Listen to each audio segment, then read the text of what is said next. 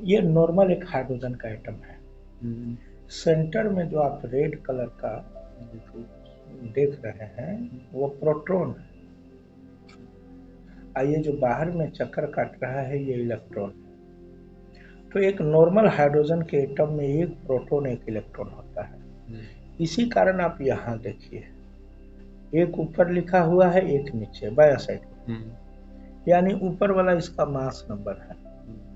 Mass number में क्या क्या आता है, प्रोटॉन प्लस न्यूट्रॉन, तो इसमें तो न्यूट्रॉन ही ये नहीं है, प्रोटॉन एक है और न्यूट्रॉन 0 है, तो पी प्लस एन मिलके ये 1 बना है। आप प्रोटॉन को नीचे लिखते हैं। अब देखिए हम इसमें एक न्यूट्रॉन डाल दिए, ऊपर में 2 हो गया। क्यों हो गया, एक प्रोटॉन और एक न्यूट्रॉन मिलके ऊपर वाले नंबर को 2 बना दिया, जो कि मास नंबर है। मास नंबर कहते किसको है, number of proton plus number of neutron in an atom is known as mass number. तो ये ऊपर वाला मास नंबर है, और नीचे जो दिख रहा है ये एटॉमिक नंबर है। एटॉमिक नंबर का डेफिनेशन है, number of proton in an atom is known as atomic number. Clear हो गया। और number of proton and number of electron are always equal, तो ये दोनों बराबर है। अब मान के चलिए कि हम इसमें अगर एक न्यूट्रॉन बढ़ाए तो देखिए H31 हो गया, लेकिन गौर कीजिए ये हाइड्रोजन ही रहा। अब ये हाइड्रोजन क्यों रहा, क्योंकि प्रोटॉन डिसाइड करता है कि एटम हाइड्रोजन का होगा कि हीलियम का होगा कि लिथियम का होगा कि बेरिलियम का होगा। अगर एक प्रोटॉन है एटम में तो वो हाइड्रोजन का होगा, न्यूट्रॉन चाहे जितना रहे, इलेक्ट्रॉन चाहे जितना रहे। यानी न्यूट्रॉन और इलेक्ट्रॉन पे एटम का आइडेंटिटी नहीं टिका है, एटम का आइडेंटिटी हमेशा प्रोटॉन पे टिका है। अब आप देखिए जब प्रोटॉन पे टिका है तो आप कहेंगे कि 2 प्रोटॉन कीजिए, तो देखिए 2 प्रोटॉन करते हैं हीलियम बन गया।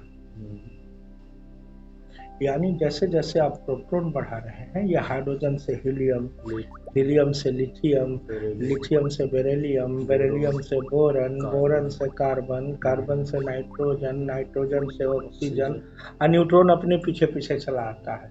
तो एटम के सारे पार्टिकल्स का लीडर प्रोटॉन है। ठीक है।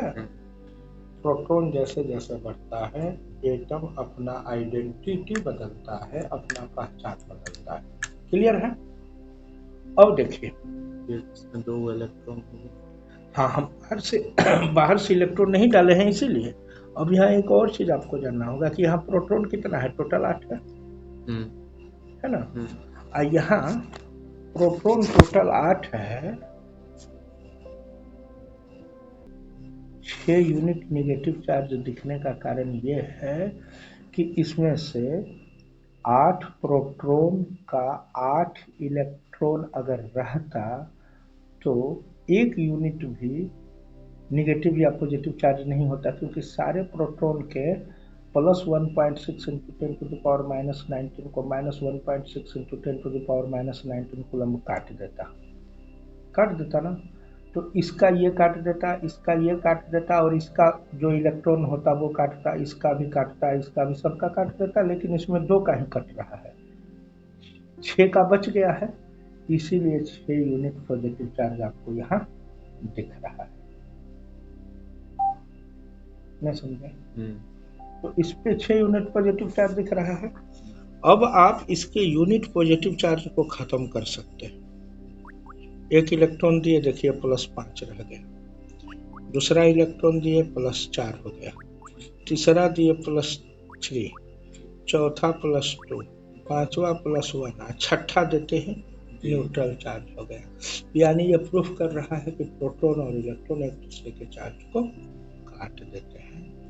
इसीलिए इलेक्ट्रॉन का चार्ज में बहुत बड़ा, ठीक है ना, समझ गए।